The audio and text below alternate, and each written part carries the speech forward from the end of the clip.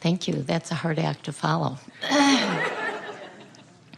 I had to write this down because I'm a little nervous. I've been listening to your CDs in my car on a almost daily basis recently, and you talked about answering a question about the difference between meditation, the workshop, and another thing that I don't remember. And you said that meditation was being, I think, a passageway to allow an opening to blend the inner being with the outer world.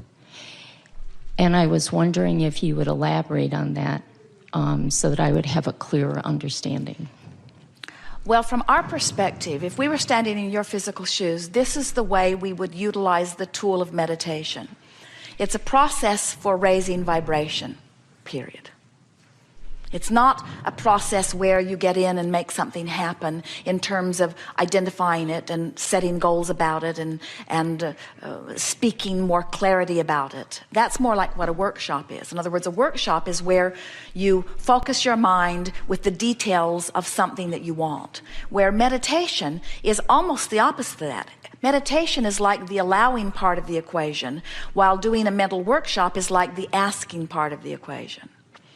So we always tease our physical friends a little bit. We say, we teach you to meditate because it's easier to teach you to quiet your mind and have no thought than it is to have pure positive thought. Because when you've been beating the drum on some subject and you say, oh, I think I'll make improvement on this subject, where you are is where you are. And so when you try to think about this subject, you don't activate it over here where you want it to be, you activate it over here where it is. So that's why people will say, why is it that the things that I really don't care that much about come easily, and the things I really want are so slow in coming? And we say, because the things you really want, you really think about a lot from right where you are. So that's why we teach meditation. The process of meditation is sit in a quiet, comfortable place and quiet your mind and focus on something that allows you to stay awake but doesn't activate something that is troubling. Or, in other words, it's just choosing some subject that you can rest with and feel good with. Sometimes Esther uses meditation to clean her vibration up fast because she's found that appreciation is every bit as good as meditation. If she is anywhere in the proximity of appreciation tunes her right up to source energy immediately. But if she's not in the vicinity of appreciation, then stopping thought altogether will stop. You see, think about what it means. If you deactivate your focus, if you stop thought, then you've stopped resistant thought. And if you've stopped resistant thought, your vibration will naturally raise, just like a cork will bob right back to the surface, you see.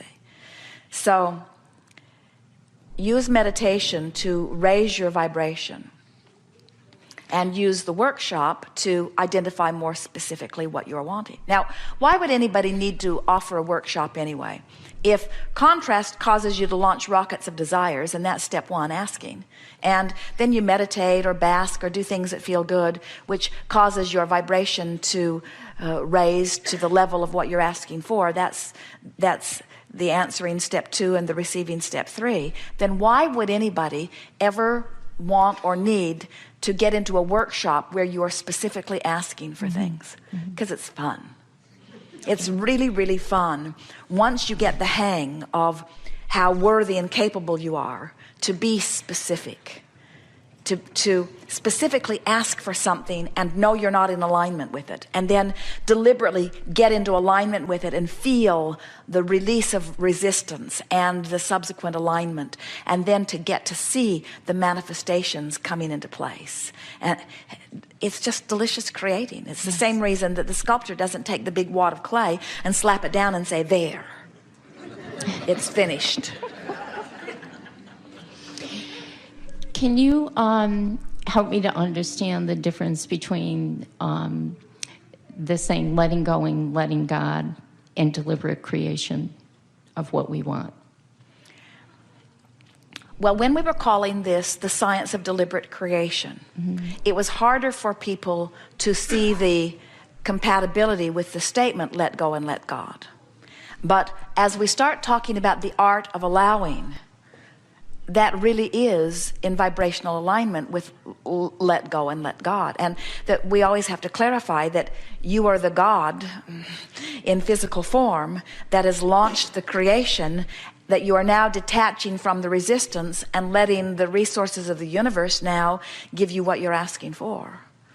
But the idea of surrendering, you're not giving up your desires, you're just giving up the resistance that was holding you apart from your desires.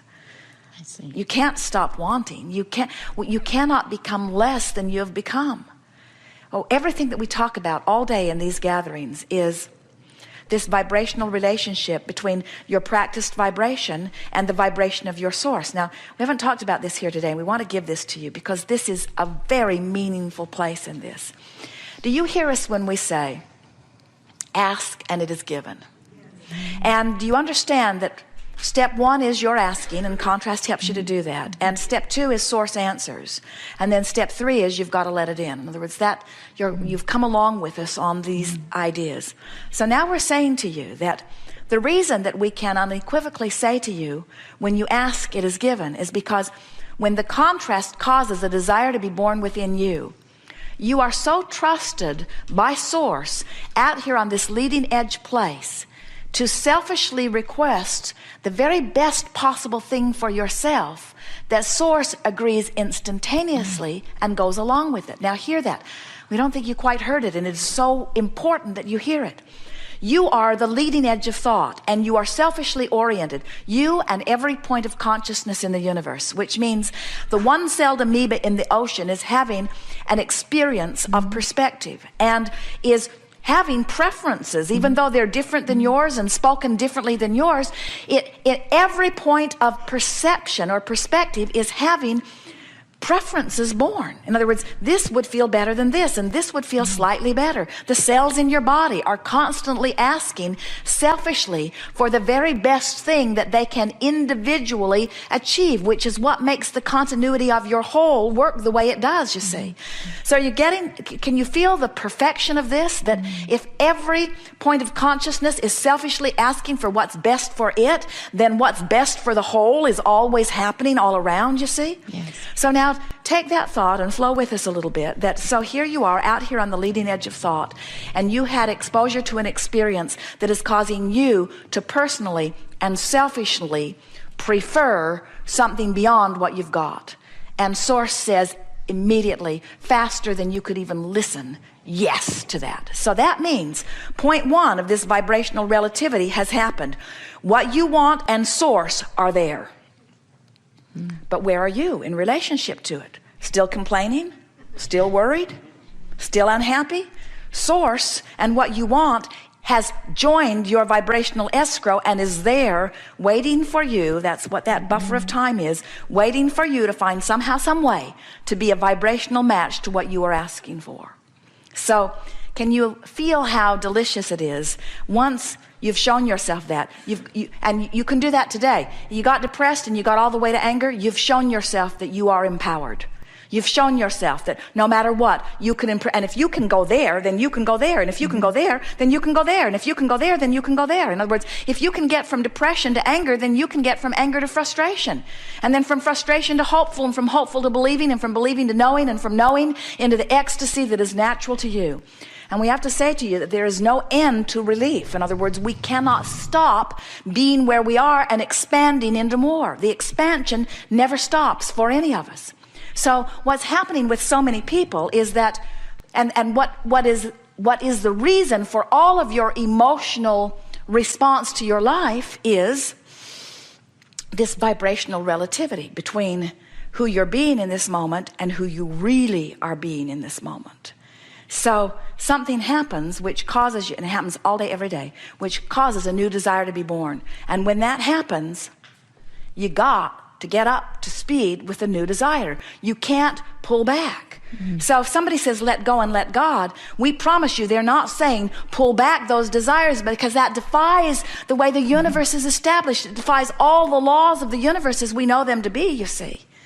You can withdraw your resistance, but you cannot become less than your leading edge environment has caused you to be. The other day, Esther, right before her eyes, felt a new desire born.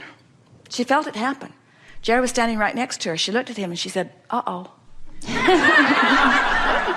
Uh-oh. He said, what? She said, we've got no choice but to go there. You have to go there. And once it's born, you're never happy again until you go there. You've got no choice but to go there, you see. So you can let go and you can let God, but you can never stop creating. You can never stop thinking. You can never stop being. You can never stop offering vibration, but you can deliberately control vibration. And that's the power of those workshops, to deliberately control thought and then see universal response to your thought. That's ecstasy. That's deliberate creating ecstasy. Good time for a segment of refreshment. If there's something more, we can begin with you after. It's very quick. Give it to us fast. Okay. There was a teacher in India that I spent some time with who said that the Earth plane was the only plane in all of the galaxies where you can truly experience yourself as God. The only physical plane? The Earth plane. We think there's misunderstanding either in what you heard or in what was said. Probably what I heard. Oh. Thank you. Thank you so much. Good time for a segment of refreshment.